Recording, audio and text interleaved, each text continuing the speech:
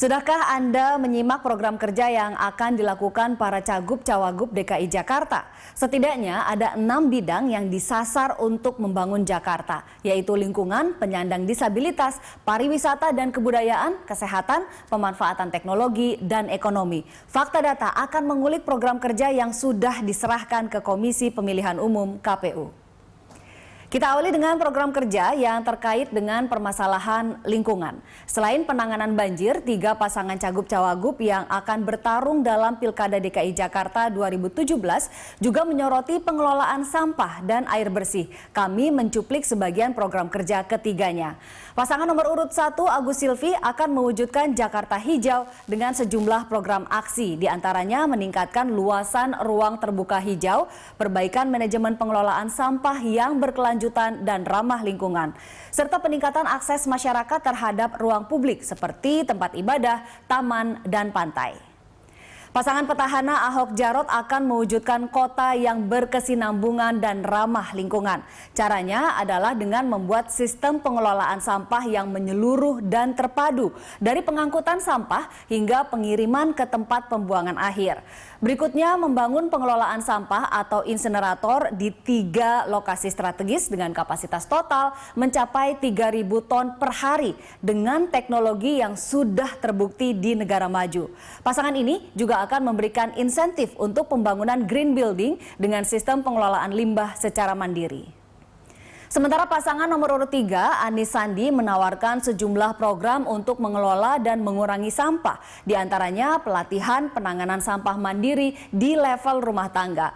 Berikutnya, pemberian insentif untuk industri kemasan dan produsen menggunakan bahan organik atau bahan yang dapat didaur ulang, dan sosialisasi penggunaan bahan organik baik untuk rumah tangga atau industri. Semua pasangan memiliki program khusus untuk warga penyandang disabilitas. Kita mulai dari pasangan nomor urut 2, yaitu Ahok Jarot.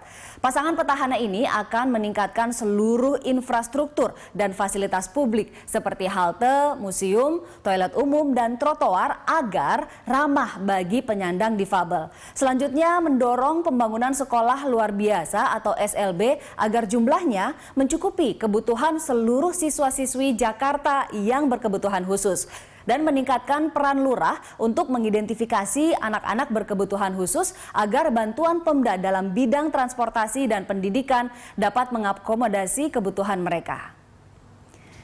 Pasangan nomor urut 3, Anies Sandi, belum merinci program-program mereka bagi warga penyandang disabilitas. Hanya disebutkan menjadikan DKI Jakarta wilayah yang ramah terhadap disabilitas, yaitu memberikan penghormatan, perlindungan, dan pemenuhan hak-hak penyandang disabilitas. Kita beranjak ke pasangan nomor urut 1. Pasangan Cagup-Cawagup yang diusung Partai Demokrat, P3, PKB, dan PAN ini juga belum banyak merinci program yang akan mereka lakukan untuk memfasilitasi warga penyandang disabilitas.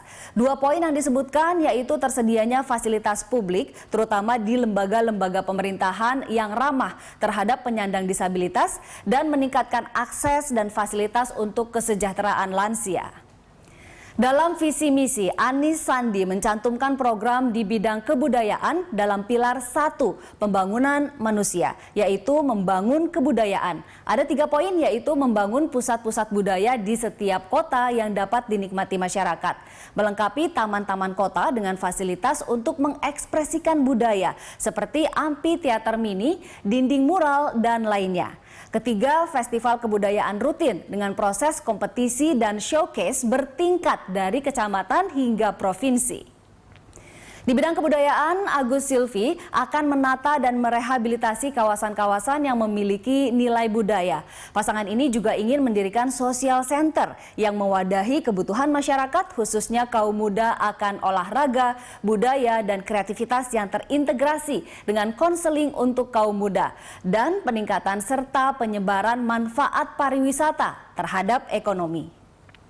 Ahok Jarot memiliki 18 gagasan yang dituangkan dalam program kerja pariwisata dan kebudayaan, menjadikan Jakarta sebagai kota destinasi pariwisata utama di Indonesia dan Asia Tenggara, dan menjadikan pariwisata sebagai salah satu penggerak utama perekonomian Jakarta.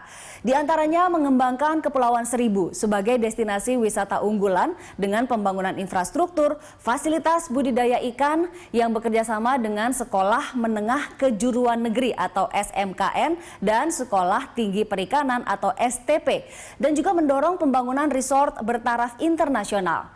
Berikutnya menjamin ketersediaan moda transportasi publik yang terjangkau ke Pulau Seribu.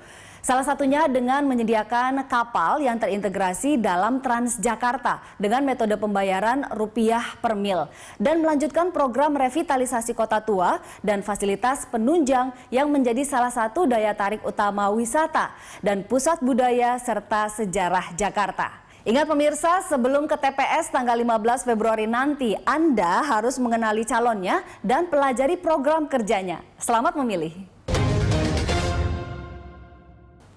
Di segmen selanjutnya, Fakta Data akan mengulas kekayaan kandidat gubernur dan wakil gubernur DKI Jakarta. Siapa yang terkaya? Temukan jawabannya seusai jeda.